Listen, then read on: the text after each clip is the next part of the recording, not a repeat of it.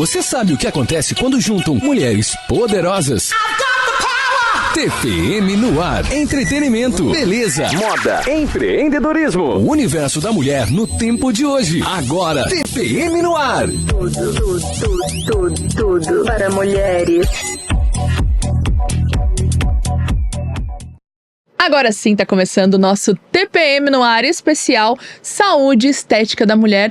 Este especial que vai contar aí com uma união de vários profissionais da área da saúde para trazer aí informação de qualidade para as mulheres, mas também para todas as pessoas.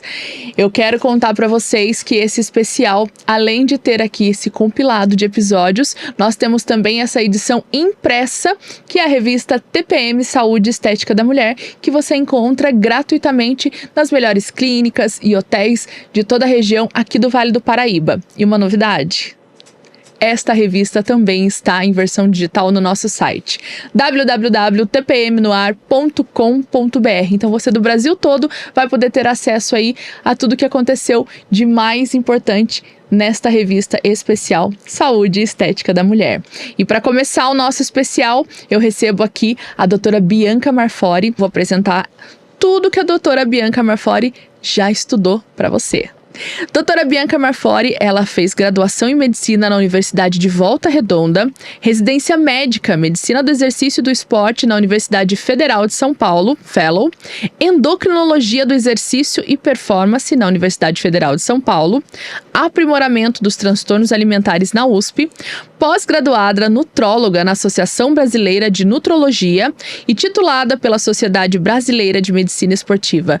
Doutora Bianca Marfori, médica do esporte, seja bem-vinda ao microfone do TPM. Muito obrigada, Marcela. É uma honra ser convidada e fazer parte desse especial e falar um pouquinho mais sobre saúde, estética, mulher, que é um tema que eu amo muito. A gente que agradece, fica muito feliz de você estar aqui.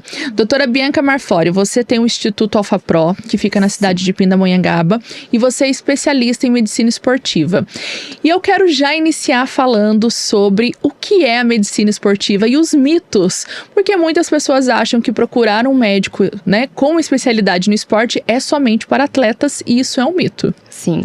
A medicina esportiva, ela é uma área clínica da medicina que vai atuar principalmente com o exercício como uma ferramenta terapêutica para algumas doenças, principalmente doenças crônicas, como hipertensão arterial, diabetes, obesidade, doenças pulmonares, câncer. A gente consegue acompanhar e prescrever um exercício de uma forma mais assertiva, e também com atletas visando performance, mas não somente atletas que vivem para isso, mas aqueles atletas amadores. Que estão iniciando, né? Exato, que estão iniciando, ou aqueles que têm um volume de treino igual um atleta profissional, mas trabalha, é esposa, é mãe, e não tem tempo para fazer uma fisioterapia preventiva, não tem tempo para se cuidar, mas tem um volume de treino absurdo. E aí é onde a gente entra numa parte mais difícil da medicina esportiva, de conseguir equilibrar essas panelinhas aí. E aí é que vem a minha pergunta, doutora Bianca, para as mulheres que estão fazendo atividade física, que estão realmente buscando ser atletas, mas não têm, né, a oportunidade de ter aí aquela carga horária que deveria ser e toda aquela gama de profissionais, mas tem o interesse de iniciar um tratamento para poder começar a controlar ali tudo que está acontecendo no seu organismo. Qual é o tratamento e como inicia esse acompanhamento com você?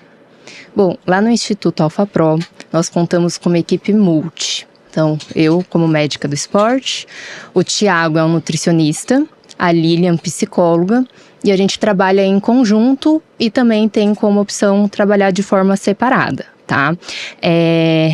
O início de uma atividade física vem principalmente a gente garantir a segurança, então ver como que está a saúde dessa mulher, como que são os exames laboratoriais, parte cardiológica, para a gente assim definir de uma forma mais segura e assertiva qual exercício é melhor para ela, qual que é o objetivo dela, ela tem objetivo competitivo, não tem, ela está buscando o que com o exercício, qual que é a intenção. Então isso também é muito interessante a gente estar averiguando. Excelente. Quando a gente fala de saúde da mulher, a gente fala aí de várias vertentes, né? Eu fiquei, assim, muito curiosa, imaginando das minhas demandas, mas quais são hoje todas as necessidades que as mulheres veem quando falam em saúde e estética dela. E no Instituto AlfaPro vocês tratam da obesidade. E hoje a obesidade é realmente uma questão de saúde pública. As pessoas não falam, né? Não falam como deveriam. E eu quero que você explique pra gente como hoje é visto a questão da obesidade no Brasil. Muito interessante você falar isso, Marcela. Nós temos o Atlas da Obesidade, mostrando que em 2035 metade da população vai ter excesso de peso, se nada for feito, tá? Então esse é um dado muito alarmante. E a obesidade, ela é uma doença. A obesidade é uma doença crônica, é uma doença multifatorial, então tem questões sociais, culturais, genéticas, comportamentais, psicológicas envolvidas, tá? Não é só uma questão de, relaxou com a saúde, não, isso não existe, tá? E por isso a gente precisa ter uma abordagem mais humana, menos estigmatizante, porque, infelizmente, ainda tem muito estigma no tratamento da obesidade e como é uma doença considerada doença desde 2013... Nossa, é recente. É recente. Então, a obesidade foi considerada doença em 2013 pelas principais sociedades médicas, tá? Então, existe, sim, um despreparo ainda em como abordar esse paciente, em como tratar esse paciente. E vai ser um grande desafio, uma vez que a previsão é metade da população aí com excesso de peso em 2035. Sim. E quando a gente fala de obesidade, a gente está falando de, muitas vezes, de uma sequência de doenças que vem acompanhada. Quais são as principais doenças mais conhecidas que acompanham a obesidade? A obesidade, por si só, ela já é uma doença. E ela pode acelerar ou fazer aparecer mais de 190 doenças. Então, piorar essas condições de saúde. 190 doenças? Meu Deus. Então, a gente tem desde parte cognitiva, demência, temos parte metabólica, diabetes, hipertensão arterial, dislipidemia, doenças pulmonares, câncer. Então, além de ser uma doença, ela também leva a um estado de saúde que propicia um ambiente muito favorável para o aparecimento de outras doenças, tá? Mas ela por si só é doença. Existe essa dúvida, porque antes falava, obesidade, se eu não tenho diabetes, se eu não tenho hipertensão, se eu não tenho dislipidemia, se eu não tenho, eu tô saudável. Mas a obesidade por si só já é uma doença. Posso falar por mim mesma. Eu sempre levei esse diálogo, né? É claro que realmente, graças a Deus, né, não acarretei problemas aí como pressão alta, diabetes. E aí, por conta disso, muitas vezes a gente acaba falando, é só o sobrepeso, vou contornar, uma hora eu olho para isso. Sim. E aí, infelizmente, só vai agravando. E eu senti isso depois que eu fiz 30 anos. A partir do momento que eu fiz 30 anos, parece que tudo foi tendo ali uma aceleração. Então, o corpo mudou, o organismo, questão hormonal. E quando a gente fala isso, né, parece até que, você tá exagerando. Mas não, eu dormi, acordei com 30 anos, eu senti que meu corpo tinha mudado. É bizarro. Sim. E essa mudança acontece, e aí depois, com o tempo, tudo vai ficando mais acelerado em questão da relação da saúde da mulher, né, doutora? Sim. A gente tem ali esse dedinho, né, essa facilidade para que, infelizmente, tudo que vai com o organismo, né, vai piorando, para a mulher vai piorando mais rápido. Sim, a mulher tem uma fase da vida dela que é a menopausa. Sim. Né? Na menopausa, a gente tem uma queda de hormônio, de estrogênio, de progesterona, que são os hormônios femininos. Isso propicia uma mudança da distribuição de gordura. Então, a gente passa a ter gordura mais na região abdominal, que é uma gordura mais perigosa. Tá? Uma gordura que está mais relacionada com inflamação crônica de baixo grau no nosso corpo, que vai propiciar aí uma hipertensão, uma diabetes, lipidemia, esteatose hepática e piorar algumas condições de saúde. Tá? Então, a mulher ela passa por esse processo, Então, ela já começa a ter um ganho de peso, uma mudança da distribuição de gordura e uma perda de massa muscular. Claro, se ela não tiver um acompanhamento adequado. Por isso que ela precisa se cuidar muito nessa fase. Sim.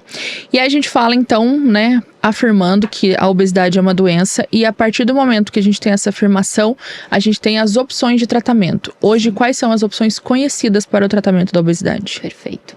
Bom, primeiro, a obesidade ela é multifatorial. Então, não existe somente um tratamento, vai ser só exercício, vai ser só alimentação, vai ser só uma estratégia comportamental.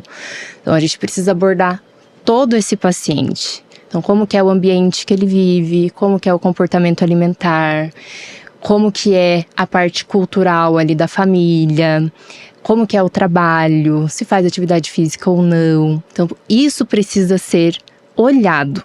Não somente prescrever alguma coisa, um medicamento e tchau. O medicamento ele é muito importante porque, como eu disse, é uma doença crônica que tem alterações fisiológicas no nosso corpo. Então, uma pessoa que tem obesidade tem toda uma alteração de fome e saciedade. A partir dos anos 2000, a gente teve bastante estudo de neuroimagem, mostrando que pessoas com obesidade, quando olham um alimento super palatável, um doce, tem uma ativação muito grande de uma área do cérebro, que é a área de recompensa. Diferente de pessoas que não têm obesidade. Tem ativação, mas não é tão grande. A partir do momento que a pessoa que tem obesidade, ela come, essa área ela fica menos ativada. E a pessoa que não tem obesidade, aí que ativa a área de recompensa. Então, o que isso significa? Que, primeiro, é difícil para uma pessoa com obesidade aquela motivação de falar não por uma questão fisiológica, não é por uma questão de não estar se cuidando, olá, não, nada disso. É uma questão do corpo, do organismo. E depois que ela come, como aquele prazer diminui muito, busca mais. Diferente de uma pessoa que não tem obesidade, que não, isso foi o suficiente, saciou a minha necessidade e tá tudo bem. Tá? Existe realmente, ou é só mito, pessoas que são viciadas em comida? Não diria vício em comida. Tem muito essa questão da área de recompensa, que também está associada com alguns tipos de droga, mas são coisas completamente diferentes. Mas é muito mais um comportamento, um hábito, uma alteração fisiológica no nosso cérebro. Tá? E o medicamento, ele entra aí. O medicamento, ele entra para regular essa alteração fisiológica, principalmente atuando no centro de fome e saciedade. Então, o medicamento atua no cérebro? No cérebro. E também no trato gastrointestinal, a gente tem mais... Principalmente no cérebro, onde fica o nosso sistema de fome e saciedade. Quando a gente fala de tratamento, você poderia falar quais os tipos de tratamento? Claro. Bom, então, primeiro, sempre associado a uma alimentação balanceada e exercício físico. Quando a gente olha todos os estudos com medicamento para tratamento de obesidade, que tem bons resultados, todos estão associados com dieta e atividade física. Eu falo que são 3 portinhas. É alimentação, exercício e medicamento. Se você for só em uma portinha, é 33% do tratamento. Então, precisa ter essa união, tá? Então, a gente tem hoje de medicação, aprovada no Brasil, a gente tem a sibutramina, o Orlistat, a liraglutida, a semaglutida. Ela ainda não chegou no Brasil, que é o Ozempic. Não chegou na dose para o tratamento de obesidade, que é 2,4 miligramas. Mas é o mesmo princípio ativo do Ozempic. Então, a gente tem utilizado bastante o Ozempic no Brasil para tratamento também. E foi um medicamento, primeiro medicamento anti-obesidade que reduziu evento cardiovascular grave. Então, infarto e AVC não fatal e fatal. Redução de 20%. Tá? O Ozempic, a gente tá falando aí da caneta, né? Está famoso, né? Pelas famosas. Muitos falou aí sobre Maiara Maraíza, né? Que Sim. usou, enfim. Mas aqui a gente tá falando da questão pelo olhar da saúde. Exato. A estética, ela vem como recompensa neste momento. Com certeza. Quando a gente tá priorizando a saúde da mulher quando a gente está falando aqui de obesidade. Exato. Infelizmente, né, o uso desenfreado ganhou proporção nas redes sociais. E aí eu queria que você contasse pra gente qual é o perigo desse uso desenfreado, né? E eu digo até o comércio desenfreado deste medicamento. Bom, para quem não tem indicação clínica, para quem não tem obesidade, o uso do Ozempic, os estudos que a gente tem a longo prazo para pacientes com obesidade não mostram eventos graves, tá? Nada disso. Porém, a gente não tem estudo em pessoas com IMC normal, certo? Com IMC abaixo de 25. Porque o medicamento está tratando a doença, Exatamente. Então ele está atuando. Exato. A pessoa não está doente, ela está colocando o medicamento ali para quê? Por uma pressão estética Sim. que a gente vive muito, né? Eu vejo essas mulheres como vítimas de uma sociedade que impõe um corpo perfeito. Então, não julgo, nada disso. Eu acho que somos vítimas dessa sociedade. E entendeu? o objetivo aqui é esclarecer, né? Eu, em off, conversei muito com todos os médicos, né? E os profissionais da saúde que foram convidados para sentar aqui, que o intuito é realmente que as mulheres que tiverem acesso a essa informação aqui, e compartilhem, tá, gente? Esse episódio, compartilhe todo o especial que a gente vai subir aqui no nosso canal do YouTube e também a revista e o acesso no site, para que muitas mulheres tenham informação. Porque nas redes sociais a gente é inundado, né, de uma enchente de muita informação, mas aquela informação curta, onde a gente não se aprofunda para realmente entender. E a pressão estética, ela vem com isso, né? Sim. A gente, todas nós, né? Homens também, mas todos nós. A pressão estética, ela nos leva para um caminho que muitas vezes pode ser fatal. Recentemente tivemos, né, um caso na mídia sobre um rapaz que foi fazer um tratamento facial e veio a óbito por conta de não, de repente, talvez pesquisar melhor o profissional que procurou. Significa que o tratamento que ele fez é um tratamento que mata as pessoas? Não. Significa que o profissional que não fez o tratamento correto e provavelmente nem profissional era. Exato. E esse é o principal ponto aqui de reunir os profissionais para falar de saúde estética. Tenha informação, tenha segurança. Não é errado você querer estar mais bonita, mais bonito. Isso não é um erro, né, doutora? Jamais. O erro é realmente trocar os pés pelas mãos e colocar aquilo como a qualquer custo. Falou perfeitamente, Marcela. Acho que é uma questão assim, esse procedimento, esse tratamento, ele vai colocar a minha saúde em risco? Dá para unir os dois, saúde com estética. Cada um tem seu corpo, cada um tem sua beleza.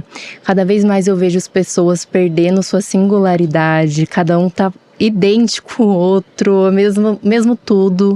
Então, eu vejo muito a estética de você mostrar, evidenciar a sua beleza. Sim. Entendeu? Então, e aí a gente não precisa pôr em risco a nossa saúde. A nossa saúde. A gente falou do Ozempic, que é o mais conhecido, mas você falou vários outros medicamentos que estão. O que diferencia a escolha de um medicamento para o outro? Perfeito. Essa pergunta é bem interessante, porque a gente tem um estudo mostrando que quando a gente faz um tratamento individualizado, o que seria isso? Realmente ter uma conversa mais a fundo, entender o histórico de peso do paciente, em que idade que começou a ganhar peso, o que ele associa a esse ganho de peso. Como que é o padrão comportamental da questão de comportamento alimentar? Esse daqui é o essencial. Será que é uma pessoa que realmente tem fome? Ela come por fome? É uma pessoa hiperfágica? Ou é uma pessoa que tem mais um comer emocional? Ou é uma pessoa mais beliscadora, porque ela não tem essa sensação de saciedade que está realmente prejudicada na pessoa com obesidade? Ou é uma pessoa que tem mais uma compulsão alimentar? Então a gente precisa entender qual que é o comportamento alimentar. Por quê? Aí a gente faz uma escolha mais assertiva no medicamento. Não quer dizer que o Ozempic vai ser bom para todos. Pode ser que tenha outro, contrário, a gente tem outros medicamentos no mercado. E não só medicamento. Qual estratégia comportamental eu vou usar com essa pessoa? Uma pessoa que tem fome é diferente de uma pessoa que tem comer emocional. É completamente diferente. E eu vou te falar só um dado de um estudo que foi incrível. O que eles fizeram? Eles pegaram pessoas em tratamento, pessoas com obesidade. Um grupo, eles individualizaram o tratamento. Então, vamos realmente tratar em cima do fenótipo, que a gente chama. Então, o genótipo é o gene que a gente tem, o fenótipo é como ele se manifesta, tá? Então, como que tá manifestando esse padrão alimentar, esse comportamento? Ah, tá hiperfágico, tá compulsivo, enfim. Então, eles trataram de forma individualizada. E o outro grupo, eles não trataram de forma individualizada. E o que eles encontraram?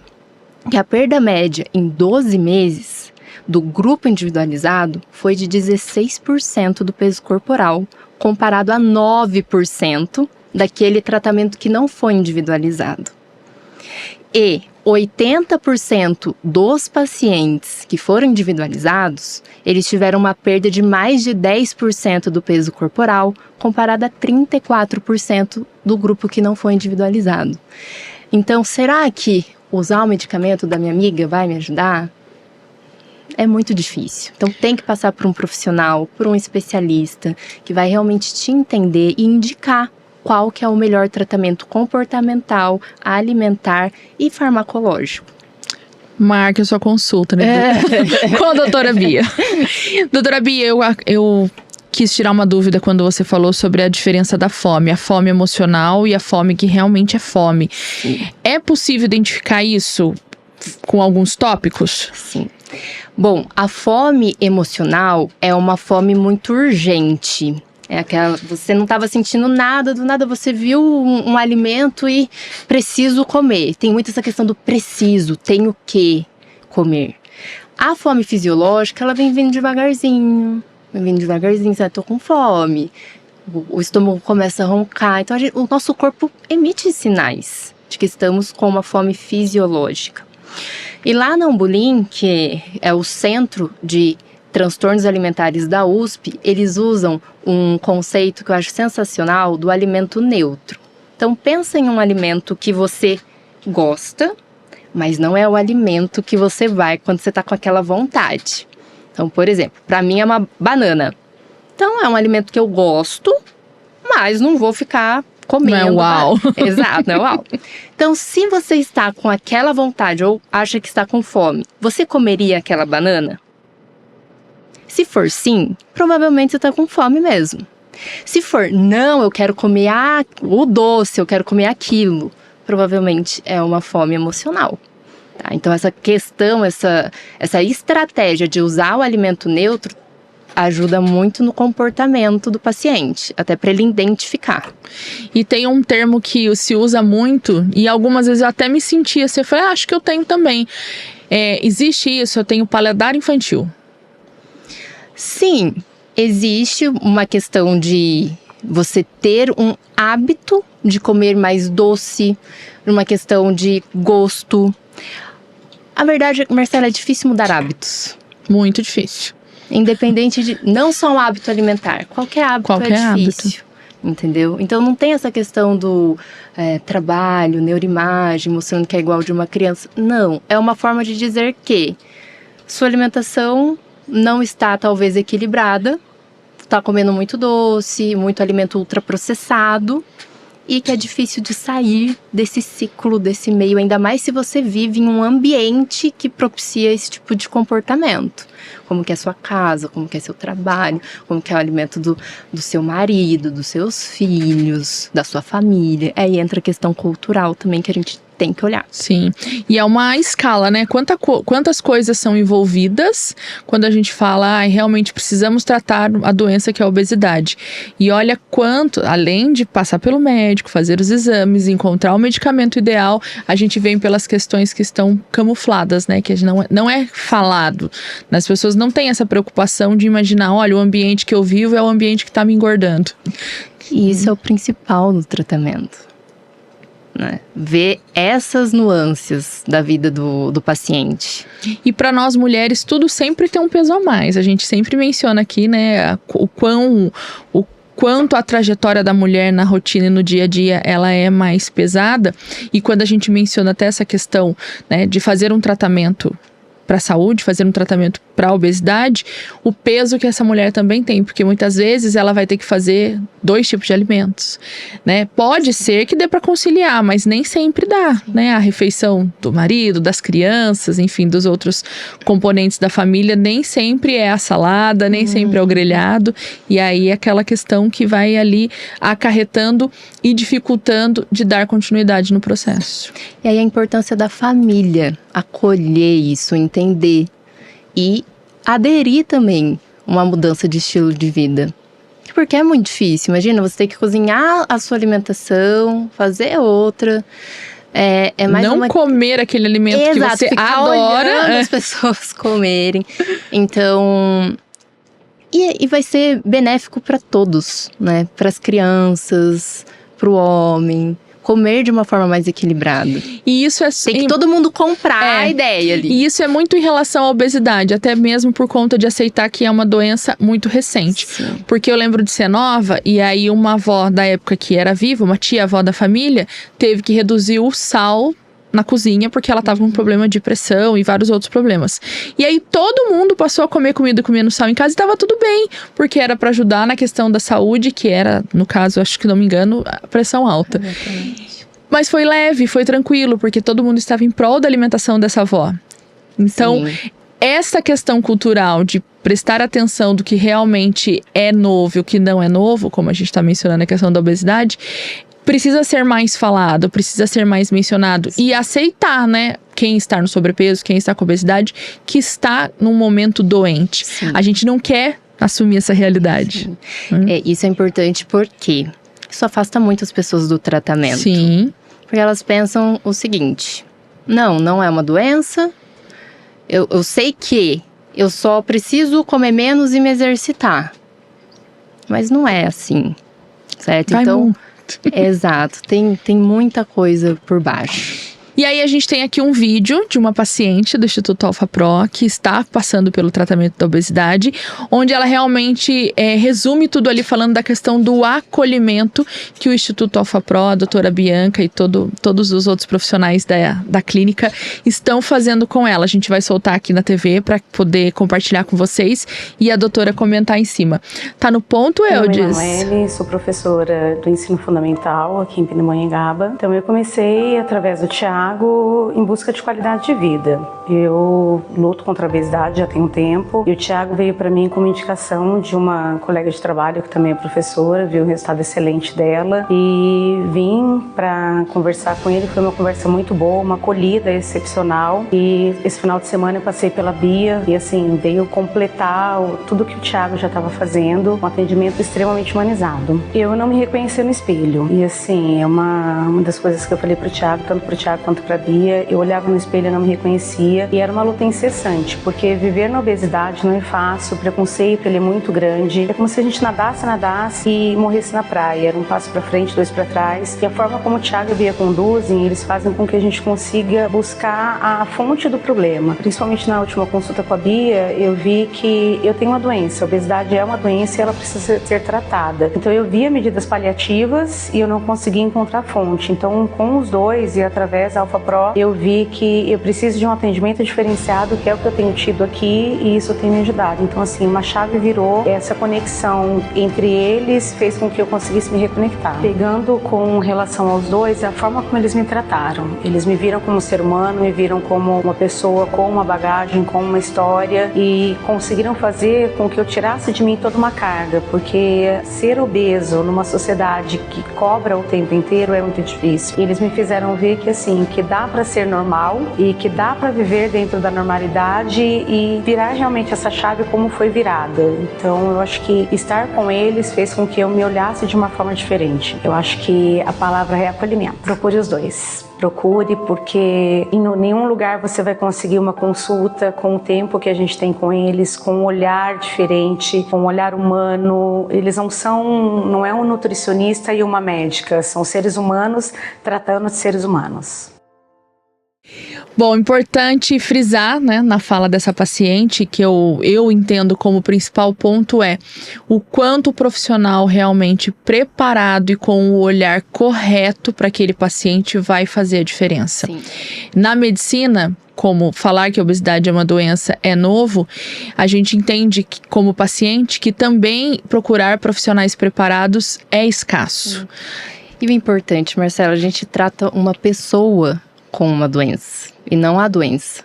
Eu acho que esse é o principal. Na faculdade a gente aprende muito doença, mas existe toda uma vida por trás disso. Então entender faz toda a diferença no tratamento. E a Manu é uma paciente muito querida. Ela tinha um peso muito grande de eu tenho que atingir tantos quilos. Então eu conversei com ela sobre a questão da obesidade controlada.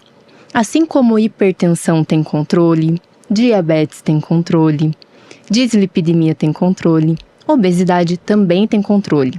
Então, como que a gente fala que uma doença está controlada, a obesidade está controlada? A gente olha pelo IMC.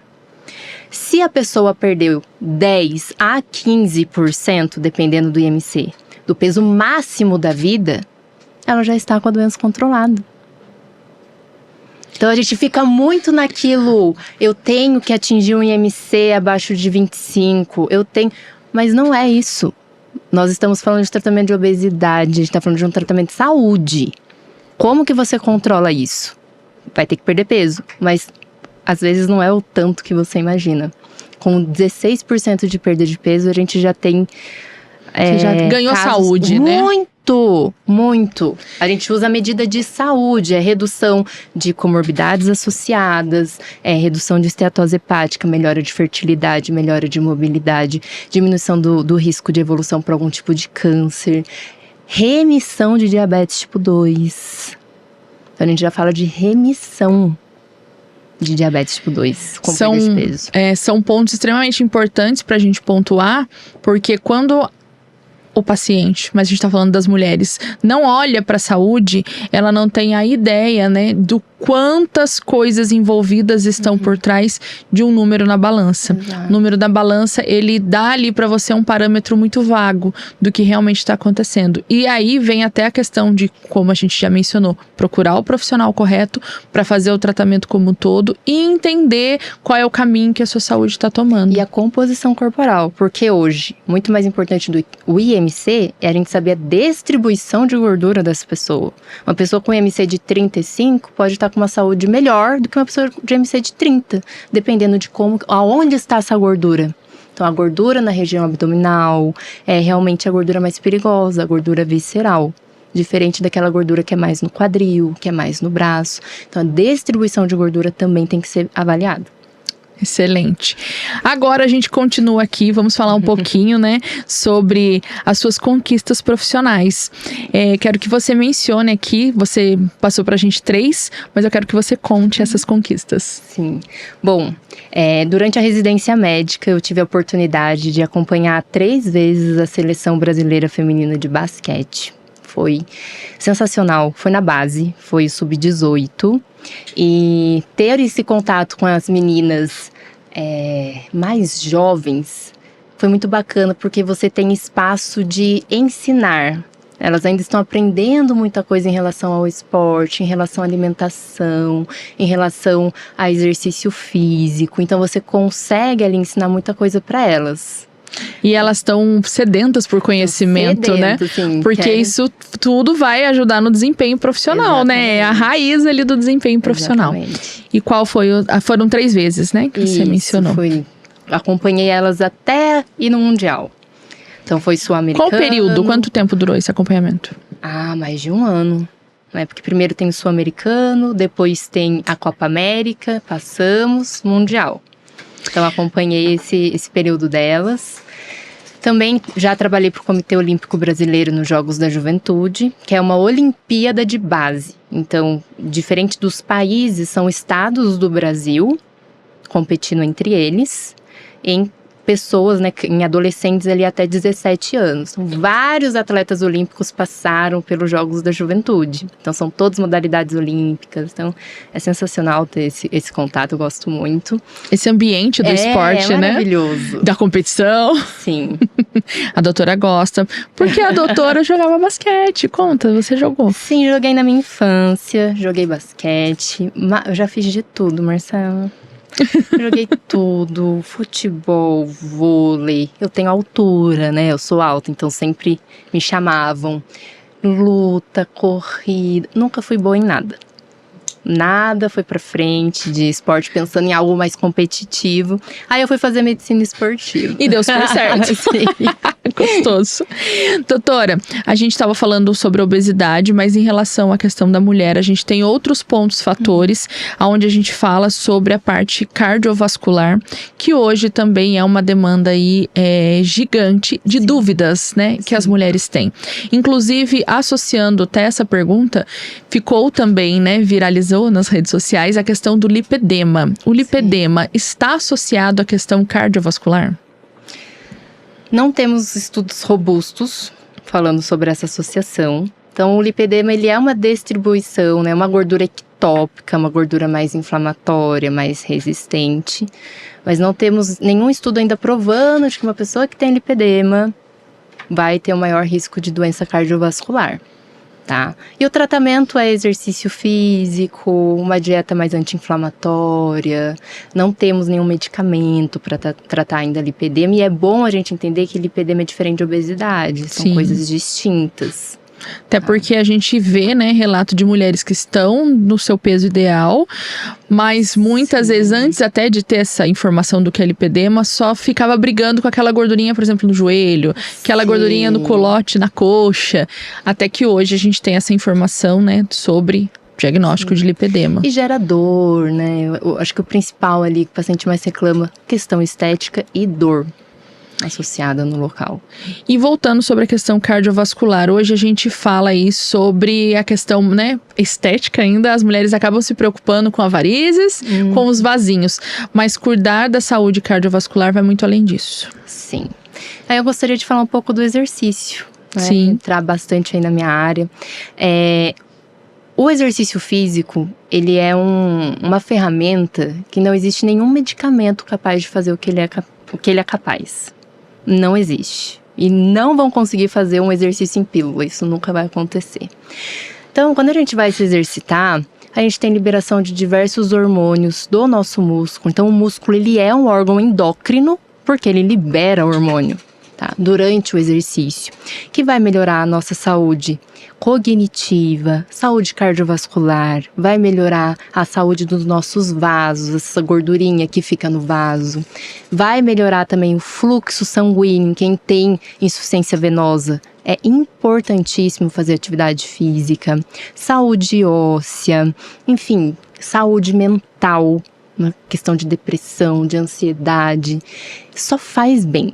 Não tem um ponto negativo, assim, do exercício. Tanto o exercício aeróbico, que vai melhorar muito mais a parte de condicionamento cardiorrespiratório, cardiovascular, e o treinamento de força, que é melhorar os nossos músculos, a nossa força, o nosso equilíbrio. Então, isso é importantíssimo. Exercício é tudo na vida, e a gente fala, né, até hoje, né, a gente menciona muito na questão das redes sociais. Se você não gosta de nenhum jeito de atividade física por conta de se preocupar com o corpo, se preocupe com a mente. Exato. Né? Porque o primeiro ponto é pensar que, além de cuidar da questão estética, você vai ter um momento ali pra você. Exatamente.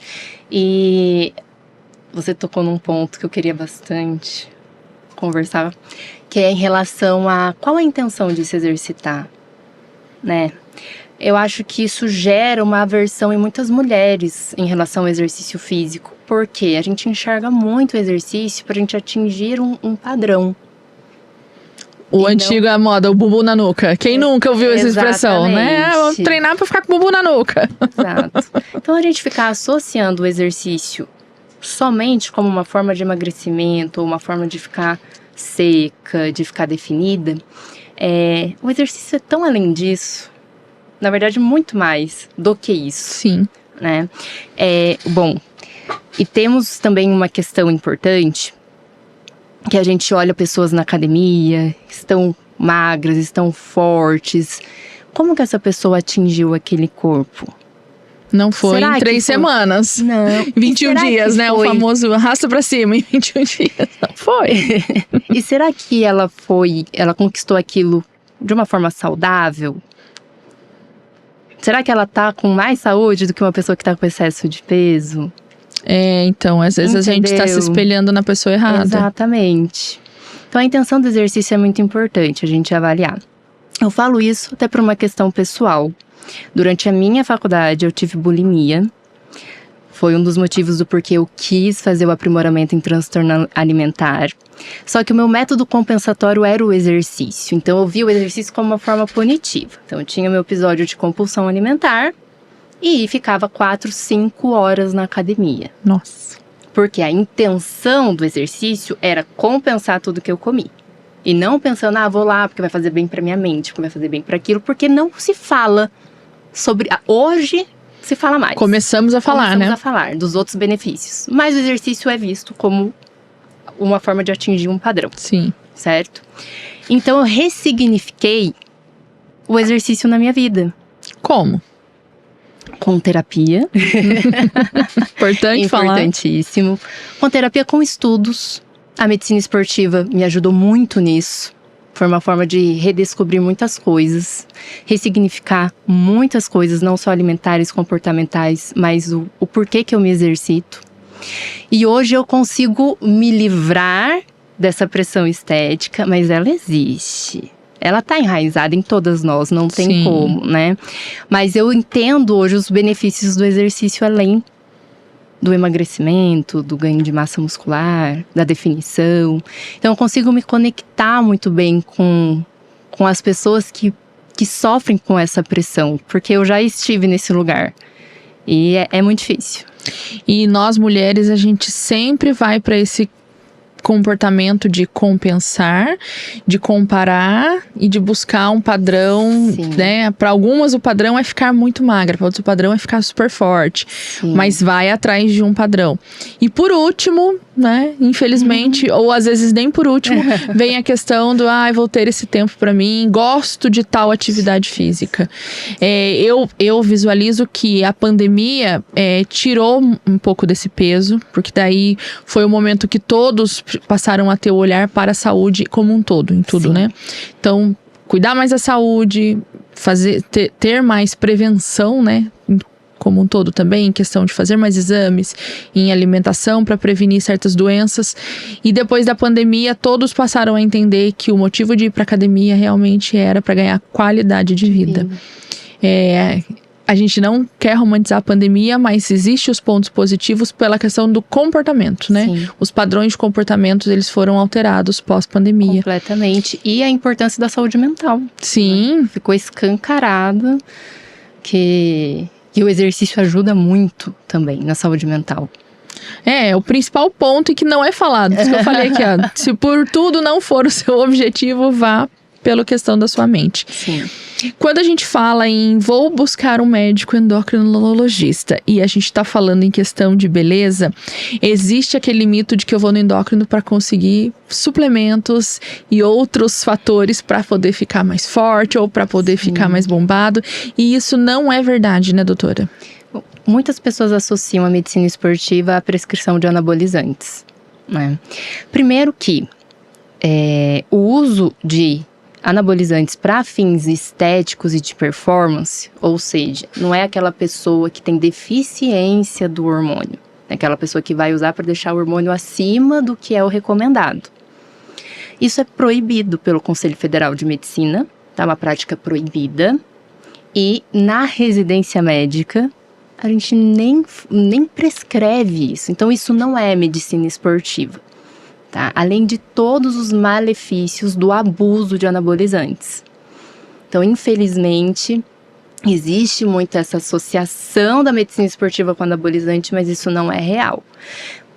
A gente não deixa de atender, a gente não prescreve, obviamente, mas a gente vai cuidar da saúde dessa pessoa. Esclarecer, né? E esclarecer. Muita gente usando sem saber tá no meio da fórmula, ela nem sabe que tá usando uma oxandrolona, alguma coisa ali, não faz ideia.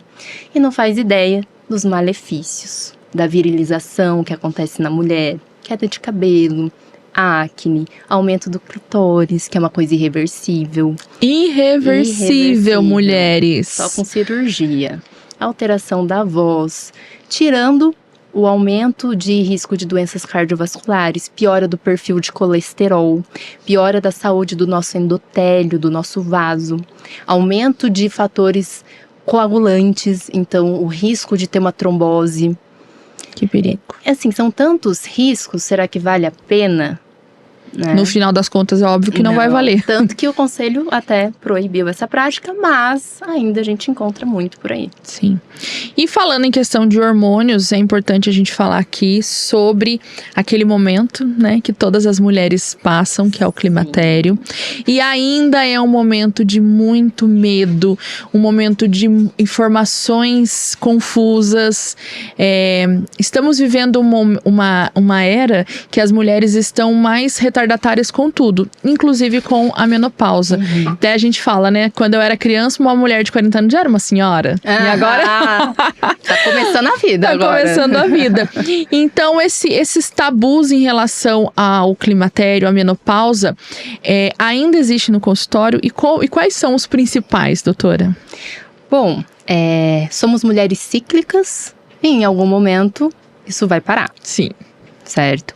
Então, o climatério é aquela fase de transição, aquela fase em que a mulher já começa a ter várias alterações hormonais que vão levar até a menopausa, que é o nome que a gente dá para a última menstruação, e aí ela entra na pós-menopausa. Então, o certo é a gente falar, estou na pós-menopausa, que a menopausa é o nome que a gente dá para a última menstruação, tá? Então, nessa fase, a mulher ela sofre muito por uma queda de estrogênio, principalmente. Então vai ter aqueles fogachos, vai ter uma aceleração de perda de massa muscular, de massa óssea, irritabilidade, alteração de humor, aumento de risco cardiovascular, sintomas geniturinários como incontinência urinária, ressecamento vaginal, dor no ato sexual, enfim, a mulher ela sofre muito nessa fase e ela não precisa sofrer. Então o que eu vejo o principal tabu no consultório? É aquele medo de terapia hormonal. E como eu sei que é a última, que eu tô na menopausa, que é a última menstruação? Porque existem as pausas que não é pausa, né? Sim. A pegadinha do malandro. É quando você fica 12 meses sem menstruar. A gente tem alguns critérios laboratoriais também, mas o principal é 12 meses sem menstruar, entrou na menopausa, na pós-menopausa. E a mulher precisa esperar esses 12 meses ou chegar neste momento para já procurar investigar se precisa fazer uma reposição ou não? Que idade já é indicado buscar, fazer os exames e entender que momento está vivendo? Buscar ajuda médica, desde o começo dos sintomas, quando ela entra no climatério, ela já começa a ter várias alterações hormonais, irregularidade menstrual e sintomas, antes de realmente parar de menstruar. Entrar na fase de pós-menopausa. Ela já tem que buscar ajuda ali, já tem estratégias que a gente pode utilizar, não só de terapia hormonal, nessa fase, para melhorar a intensidade e frequência de fogachos, que é a principal queixa, sintomas geniturinários, como incontinência urinária, um ressecamento vaginal, uma queda de libido. Então, tudo isso, ela já deve procurar ajuda. Começou a sentir alteração do humor, que é bem comum, tá mais ansiosa, tá mais depressiva.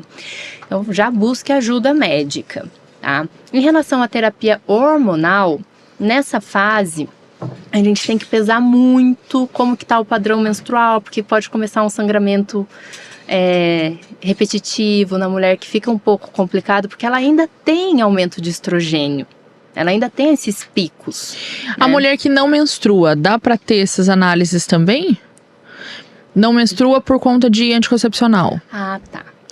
Dá pra ter essas análises ou não? Não, a gente perde parâmetro. Mas aí a gente usa análise laboratorial. Aí no laboratório, usando alguns hormônios, a gente consegue identificar. Muito bom. Não necessariamente precisa parar o anticoncepcional para ver se realmente não está mais menstruando. Doutora, são vários assuntos que se a gente continuar aqui, dá mais que um episódio, dá um especial, porque, né, infelizmente nós mulheres temos aí uma complexidade de pontos que a gente precisa de informação. Eu acho que a gente está conseguindo ser bastante clara, né, em trazer essas informações, mas eu quero contar um pouquinho também sobre a questão dos adolescentes. A gente falou bastante das mulheres, mas a adolescência é um ponto importante para ser olhado, para ser cuidado, principalmente na relação hormonal e na relação da questão do início da obesidade, né? Sim. Nós temos uma aceleração da obesidade infantil, maior do que na obesidade no adulto. Então, é um tema super importante. E o que é essencial? Primeiro, a obesidade, ela tem uma questão genética envolvida. Então, uma predisposição genética. Em torno de 70% do nosso peso é geneticamente determinado, tá? Mas a gente precisa avaliar o ambiente dessa criança. Hoje a gente tem muito tela, videogame, o tempo sedentário aumentou muito. A gente tem uma oferta de comida muito grande. Então hoje você acha coca de não sei quantos litros. Sim. Antes não era assim, né? E como que é o comportamento dessa família?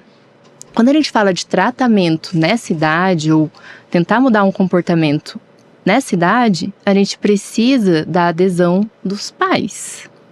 Não adianta falar que ele precisa se exercitar, que ele precisa ter uma alimentação mais equilibrada, se os pais não fazem isso.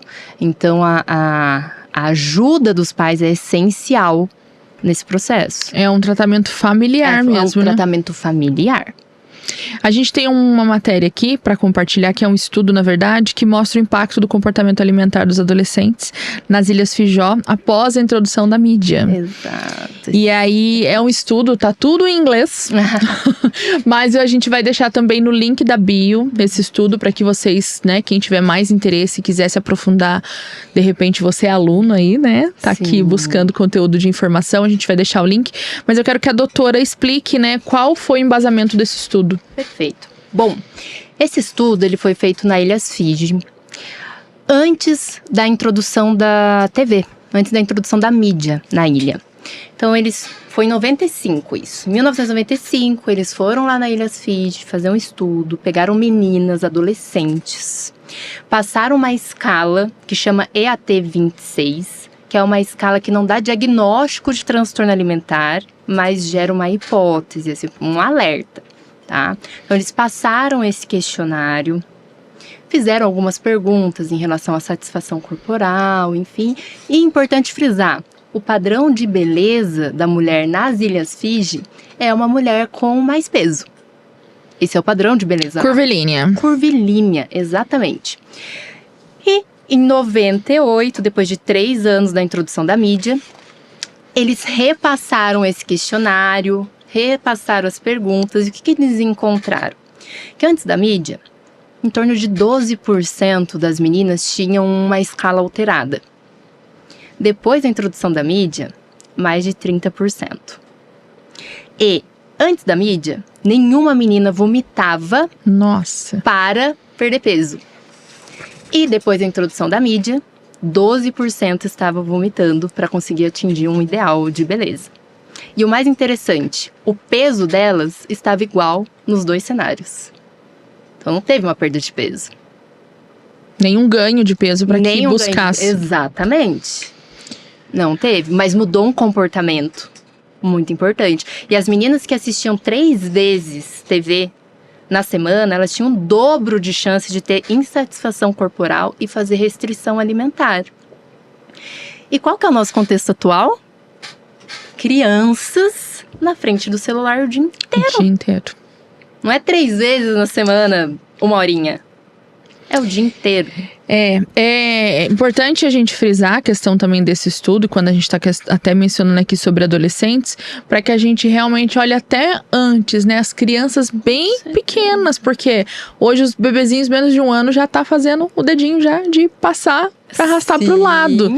E nós, né, como pai, como mãe, como adultos, de forma inconsciente, a gente tá achando que aquilo é natural, que aquilo é normal. Talvez realmente, né, seja mesmo natural, porque as pessoas mudam. Mas o nosso olhar tem que ser cuidadoso, tem que ser zeloso, né? Como as crianças né? estão se comportando em relação, né, a todas as informações que a gente está absorvendo. Sim. E quando a gente está falando de meninas, isso já foi muito mencionado, né? A guerra pela questão, né, de quem tá mais magra, de quem tá mais bonita, do padrão, do cabelo, dos dentes, enfim, muitas questões. Uma coisa que não é falada, o IMC baixo aumenta a mortalidade. Não é só um IMC alto. O IMC é um dado que a gente utiliza, né? É uma conta que a gente utiliza o peso e a altura do paciente. E a gente sabe que ali entre 19 e 25, a mortalidade é menor. Tá? Não estamos falando de estética aqui. A mortalidade dessas pessoas é menor. Então, saúde. Quem tem um IMC menor do que 19, 18,5, tem aumento de mortalidade. Quais as causas? De 20, principalmente causas pulmonares, tá? A gente também tem uma alteração de imunidade, magreza, desnutrição. Sim. São dois extremos e ninguém fala sobre isso. Ninguém fala sobre isso. Hoje, né, a gente tá gravando aqui mês de junho, eu compartilhei uma informação que apareceu nas redes sociais sobre o número de adolescentes tendo problema pulmonar por causa da moda do uso de vape. E aí a menina, ou a matéria era, adolescente fica azul e pai corre para socorrer a menina por conta do uso do vape. E aí coincidiu com uma conversa que eu tive com a minha filha, que é adolescente, que ela ficou triste porque ela ficou sabendo que a amiga estava usando vape e ela não sabia se os pais estavam sabendo ou não, e ela, né, o que ela poderia fazer. E aí um amigo até comentou, nós fomos para determinado lugar e ela estava dormindo, ela acordou, pegou o vape que estava escondido, usou e guardou. E aí, na hora me veio até uma questão da criança quando tá largando a chupeta, né? Ela chupa a chupeta escondido. Então, eu como leiga, né, associei. Eu falei, as crianças, os adolescentes estão viciando naquilo igual uma criança que chupa a chupeta. Sim. Uma necessidade de colocar algo na boca para relaxar, para ter uma companhia, né? É aquela questão da recompensa, hábitos. É complicado. E é bonito, né? Não, é péssimo. Não, assim... o que eles imaginam, tá descolado, exatamente, né? Tá descolado. Era como a questão, né, do cigarro na nossa época. Quem fumava era o rei da tribo. Exatamente. Deus me livre, gente. E caiu por terra, né? Hoje a gente tem aí realmente o peso do quão foi ruim tudo aquilo que as mídias jogaram em cima, né, das propagandas do cigarro. Sim. E agora a gente tá vivendo essa questão dos jovens tendo acesso, né, desenfreado, e o mito de que não é ruim. Porque fala, não tem nicotina. Não tem nicotina. Claro que tem diversas substâncias, a gente já tem alterações pulmonares, enfim. Irreversíveis, mortalidade por causa pulmonar. Então, não é brincadeira, não é só eles falam, tô fumando um pendrivezinho. Não é isso. Não é isso. Não podemos normalizar isso. E quando a gente fala de pulmão, existem algumas doenças que são... A doutora pode, né, com certeza me corrigir se eu estiver falando errado, mas existem doenças que são bactérias que pegam no pulmão que são irreversíveis.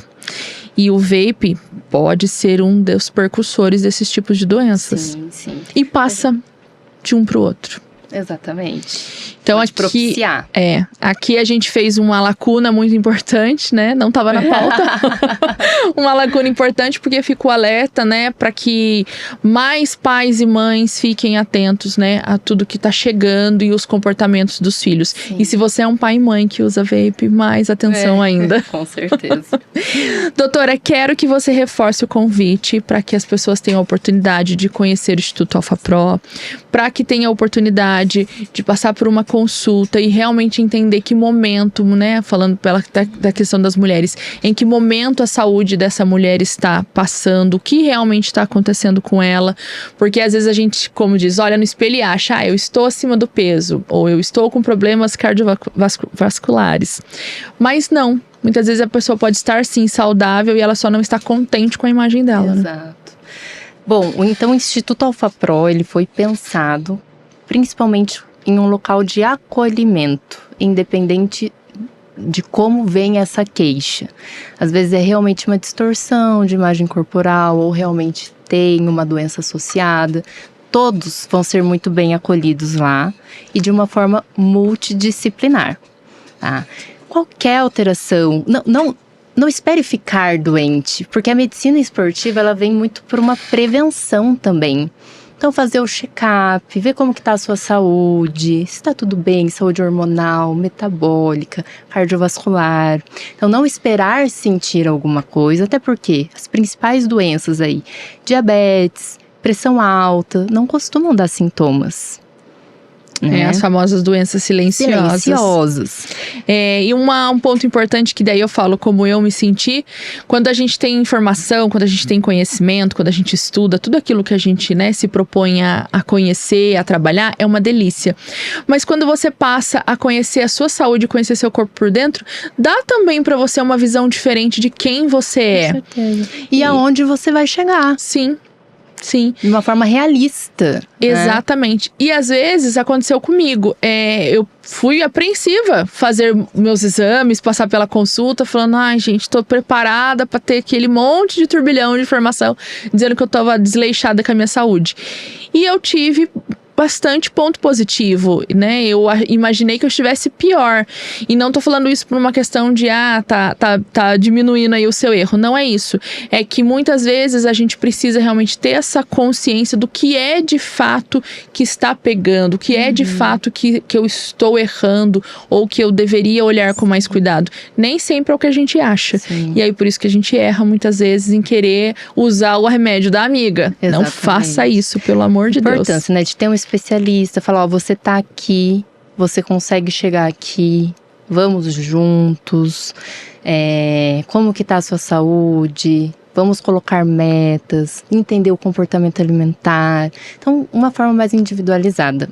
E com responsabilidade, gente. Com certeza. A nossa missão, primeiro ali, é sempre usar evidências científicas robustas e colocar a saúde em primeiro lugar. E isso faz total diferença, porque se você precisar passar por um tratamento com remédio, saber que foi realmente o médico que te prescreveu, a forma correta de tomar, você realmente faz a ingestão daquele medicamento com outra energia, com outra vibe, e realmente você vai entender que vai fazer o efeito esperado e vai ter realmente resultado, porque foi tudo feito com passo a passo e com estudo correto, não com aquela esperança de que vou fazer também e pode ser que aconteça. Exato. Esse é um grande erro que a gente mais uma vez reforça aqui, não façam isso. E um ponto importante, em torno de uma pessoa que tem obesidade, ela demora em torno de 8 vezes em tentativas de tratamento para conseguir ter um sucesso de perda de peso e manutenção do peso perdido.